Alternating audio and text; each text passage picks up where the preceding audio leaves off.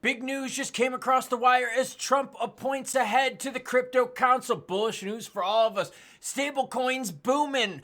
Billions and billions building up. Ripple CTO shedding light on things. XP price talk at the end. Due to the graphic nature of this program, listener discretion is advised. Oh, baby, you're telling me hot news breaks even on Sunday? You bet your butt it does, and I've got news for you. But before we get into that, your comments come first because you, the viewer, are most important.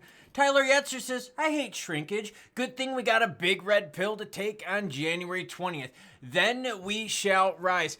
Honestly, this is all going to be about your pain tolerance. Can you hold out to January 20th and beyond when the leaders take place? And whoa, a new leader was just appointed that I'm going to share with you. Bullish news. Glenn Sakona says something big is about to happen. All the whales buying more XP. Brad sending $5 million to the Trump inauguration. Monday could be a huge day. Is this the Christmas surprise a real thing? I guess we'll find out next week. When Christmas falls in the middle of the week, that is usually some of the lowest volume weeks out there in like trading. So I don't know. I mean, look, good news can happen at any time. Kind of like tonight, right? We got big news on a Sunday night, but I don't know. I'm kind of thinking this Christmas week, they're all just going to chill the F out. But remember, what do we got? We got the end of the year coming up, and we know a lot of players are going to want to make their plays by the end of 2024. Bitcoin sitting at 95,173. While ETH is 3269. XRP is at 219. While HBAR is deep in the green at 26.5. Sol's at 180. ADA, Charles, Booble, you've been talking a lot. None of it's been proven true. ADA shrinkage, 88 cents on that. Chart. Visual. This is what it looks like when Sailor buys BTC. The bigger the circle, the bigger the buy, the smaller the smirkle, the lower the buy, the smaller the circle. Not the smirkle, but the smaller circle. You notice how he's buying bigger, way above? He's like buying at the tips. Pretty nuts, isn't it? All right. Stablecoin Frenzy.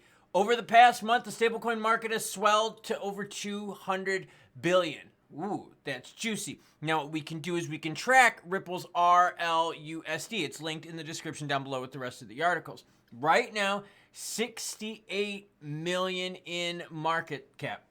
Liquidity volume got everything up there for us to track it. They just released it this week. I'm going to be very interested on tracking the numbers in the first quarter of this year. First quarter of the year, a lot of companies open up their budgets. So when they have the new investments, they're like, oh, this is the time to do it. First quarter of 2025 could be pretty juicy. We're going to track it. Let's get to the big news. Trump appoints former college football player. Who gives a shit what they did in college if they played football, if they're a damn ballerina? Are you good for us crypto bros and gals? Yes. Bo Hines to head the crypto council. President-elect Trump announced that Bo Hines, who ran unsuccessfully for the House of Representatives in 2022, to lead his crypto council as the executive director of the Presidential Council for Advisors of Digital Assets. What the hell is the name of that role? In his new role, Bo will work with David Sachs, head of the SEC, to foster innovation and growth in the digital asset space while ensuring industry leaders have the resources they needed to succeed.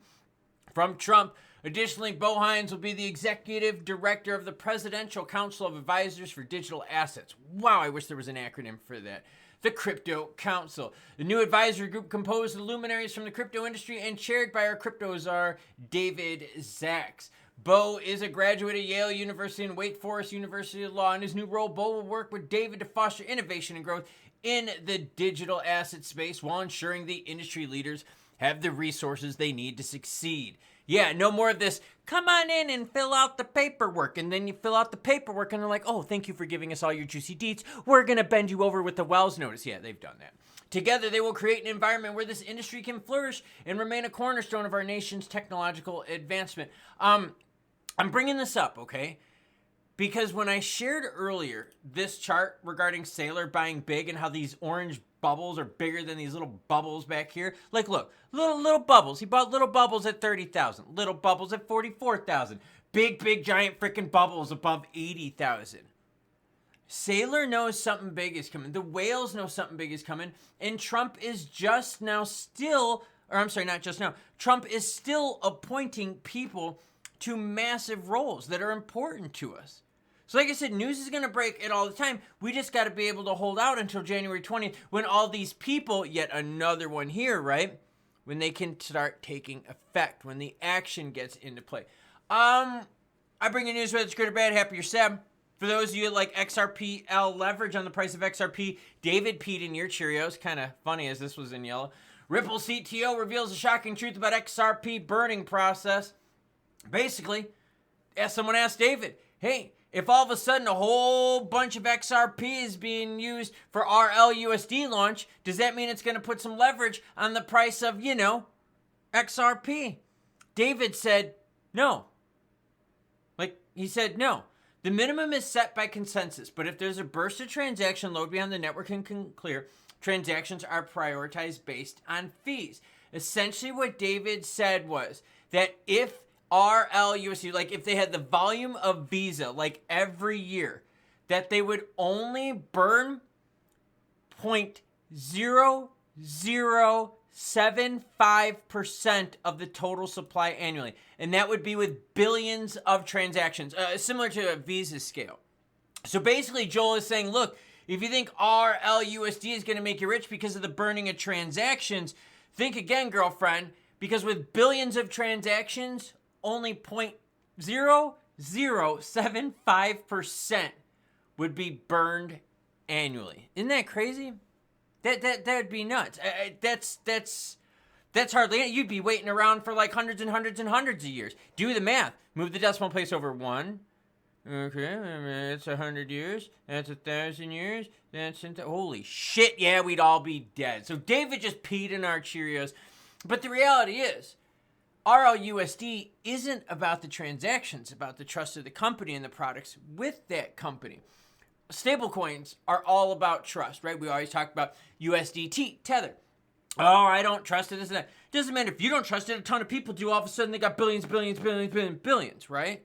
Same thing. Ripple, it's all about trust. So this trust is going to be tied into RLUSD, which is going to be tied into Ripple, which is also going to be tied into what, everyone? XRP. Bigger than that, though, is going to be XRP-based products. XRP ETFs, going to be juicy for XRP. Along with what? SEC case being done with, right? Even if they pay the penalty, the final proposed penalty of $125 million, cool, get it over, which is get it on, move on, because a lot of players don't want to play with Ripple and XRP right now because there is a lawsuit surrounding it. There still is a lawsuit. January 20th is not here yet. Hence the negative pressure you see on the screen right now in terms of XRP price. Yes, we touched some high points, but then after these high points and the hysteria wears off, we're back to, oh, the assholes are still in charge. Damn it. Oh, crap, we still got this dude right here who never says the right thing at all. And let's be real here. What has David said? David even said he does not know anything that could help out the price of XRP. Well, how about Gensler being out of the office? That's what this big spike is right here. What do you think is going to happen January 20th? Guarantee you there's going to be some hot volatility getting to January 20th. The thing is, can you get there? Is this within your appetite of risk? Now, good news obviously can happen at any time. You get juicy CPI data, guess what happens? Jerome's arms get twisted a little bit more, and it's like, yo, maybe we do get a quarter cut in January. Because remember, this last flash crash started from Jerome saying, no, you're not getting 4 cuts in 2025. You're only getting 2, which means January wouldn't be included. But if hot, juicy CPI data comes in right before that January meeting, we might have what? 3. Yes, 3 cuts this year, which would be more bullish for the market. Then you would see some green coming in from the market. It's all about expectations. Part of the problem we had with the Fed too, not really giving us the best outlook. They're still very iffy and wishy-washy about stuff. What do markets like? Markets like direction. They like to know where we're going. Short-term pain. Yeah, we've seen that. Fed, ooh. Inflation, ooh, not good. Middle East drama, ooh, not good either. Overall bullishness, though, when it comes to January 20th and beyond, with the new player even appointed today, going to be able to have some effect? Yeah, mega bullish. Will we be able, and are we tracking RLUSD to show us directly how much companies trust Ripple? Because that's what stablecoins are all about. You can get the same yield from a whole bunch of players out there. Who do you trust, though, to be around when it comes for you to want to withdraw, right? We can all put our money in a bank. We can all put our money in an exchange, but want to make sure when we want to withdraw, we want to play with the cash. We want to go to maybe the strip club and look at some jumblies, right? I mean, what else are you going to do with your money? Just sit on it? Put it in the mattress? No. Jumblies. Nitrous stuff. Maybe a supercharger if you're into that instant torque. Jumblies. I'm going to go back with that again. It's Santa Claus, okay? Is what's on my mind. You know, Santa Claus.